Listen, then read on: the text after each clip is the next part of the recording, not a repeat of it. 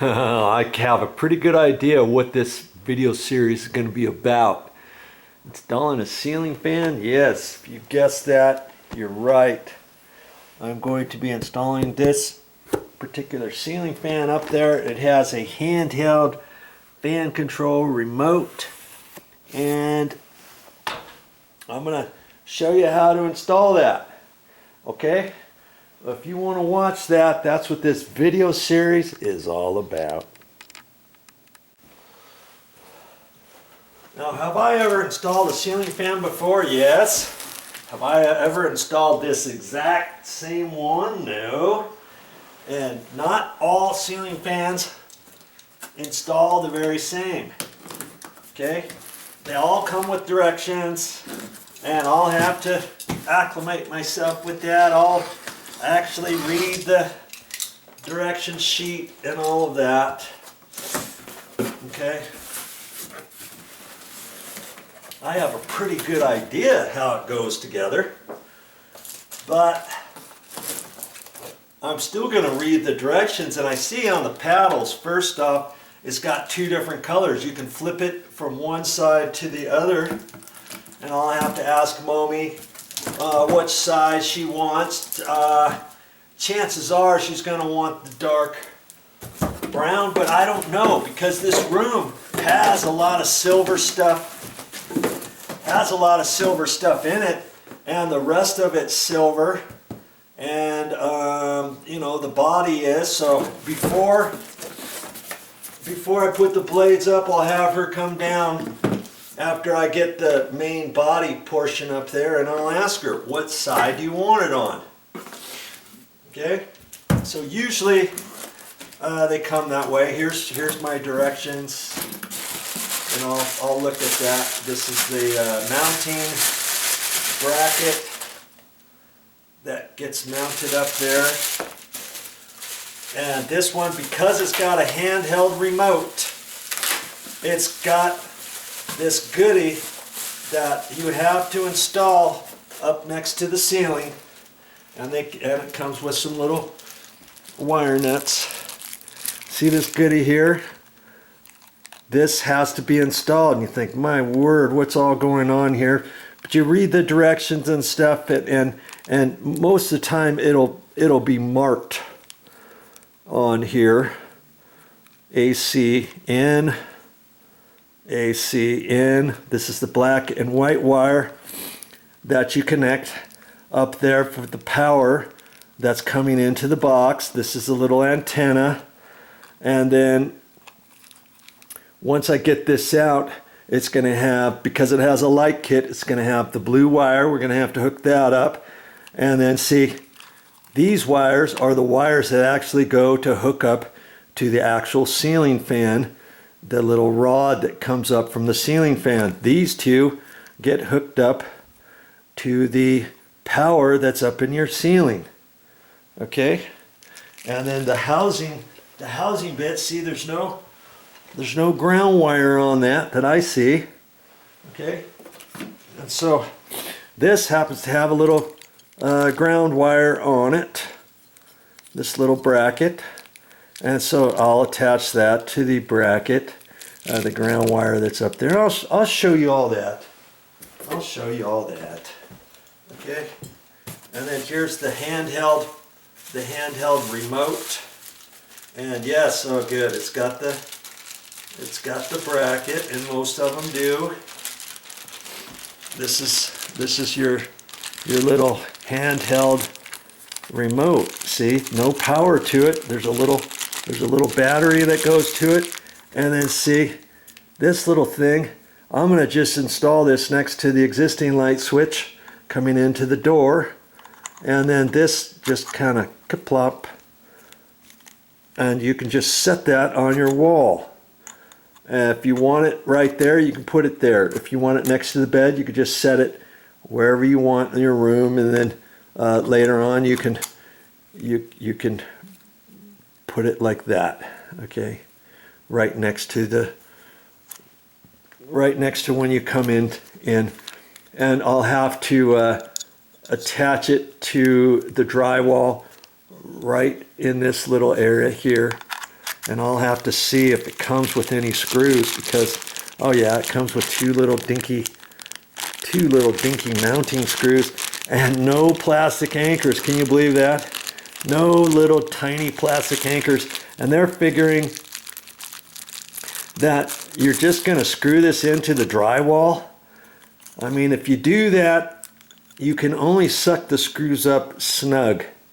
Okay, and after time, this is probably going to loosen up a little bit, and if it does, then you would have to take the little mounting screws out. See, the screws are only so big. See there? There's no way that's going to keep tight to the drywall. So I may have to find some little mounting screws. I don't even know if I have some plastic anchors that small.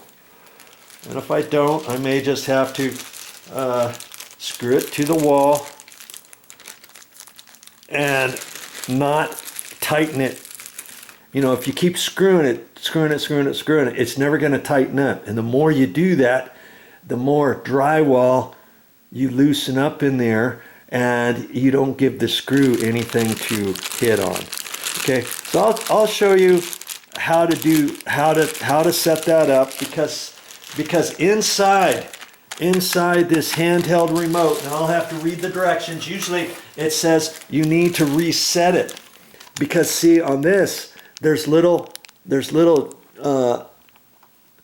things here, that toggles that you can push up and down, and I'll have to look at it outside, and there's probably numbers 1 2 3 4 5 6, 1 2 3 4 5 or something. Maybe you keep 1 down and 2 up, 3 down and 4 up, and then you have to have the associated ones on here the same. You know what I mean? And lots of times when you read the directions, it might say, hey, this you need to reset this. Don't just look at this and whatever this one's at, make this one. It might tell you to change the setting here, and then you can change the setting on that. Do you see what I mean? And that's how it's going to remotely work. And if you have more than one ceiling fan, I'm going to be installing 2 ceiling fans in 2 different bedrooms downstairs. And once I install one, and I want to make sure that the numbers on that are slightly different than the other one, because I don't want to start reaching up to turn this one on and off, and then all of a sudden have the one in the other room go on when this one goes on. You know what I mean? Because that is possible. I've had it happen before. Okay? Alright, so just take this stuff out, and like I say, there's directions. There'll be some directions for all this, and I'm going to read those in directions, because there's a right and wrong way of the sequence on how all this stuff goes together. Here's the glass. Here's the glass for that. And so I think I'm going to set that off to the side. I don't want that to get broken. And this motor assembly, I might just leave it in the box. You know what I mean? That way I don't have to lift it out when I get ready to install the rod. That way it's set down flat. I don't get my grubby fingers on it. And I'll have to look for the rod, as a matter of fact. Oh, here it is. Okay. And I'll look at the directions and see if there's anything I need to get figured out. Okay. And see, the rod also has a ground wire on it. This little knuckle, I call it. See, there's a ground wire. There's a ground wire on that. And there's a ground wire on the housing bracket. And so both of those are going to get hooked up to the other ground wire.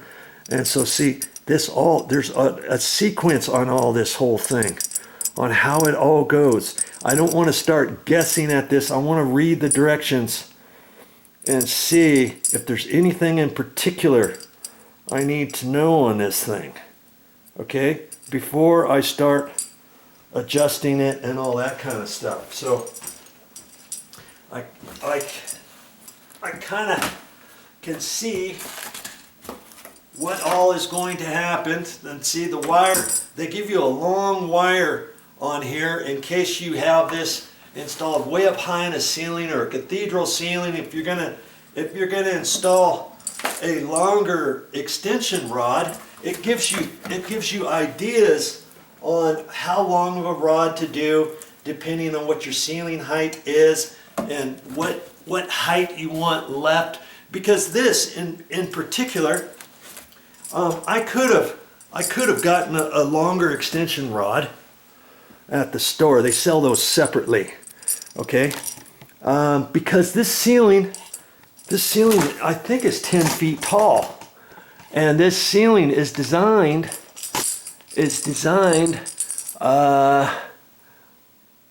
that you can use a longer extension. Now, I don't think I'm going to install a longer extension. I'm just going to probably use this one, and it will still be fine, but it'll be up higher than what it normally is. And I might look at the one upstairs. I might talk to Mommy and see if she wants a longer extension. And they give you thoughts and ideas as to how far you want this hanging down. I think it's like 7.5 feet or something. You know, you don't want to go down too low, but if it's up higher than it is one way or another, because of the 10-foot ceiling, 9.5 tall ceiling, whatever, you can use the existing little extension rod, or you can get another one at the store. And if you get one at the store, then what I would suggest is you take this one with you, because trust me, there's probably 3 different colors of this. And you might think, what's the difference? Well, if you don't get one the same color as this, then it's not going to match the body, the head of that, the trim of it, and all that. And sometimes these rods are different sizes. I've seen these 2 different sizes, so you have to take this in, make sure it's the same diameter as this. You might think, hey, one diameter fits all. Not the case. There's 2 different diameters. You don't want to go running around the store and then thinking you have what you need, come back and find out, hey, the rod's it's not fat enough. Okay, for all those reasons. And if you want to get a longer extension, and if you're at the hardware store and you get this, you might want to have them open the box so that you can get this out, so that you can make sure you get the right color, and you can make sure you get the right size, diameter of your extension. Okay? All right, so now I'm going to spend a few minutes of my time looking over the directions and opening up these packages so I know on the trim how to get this thing set up. Okay? That's my next step.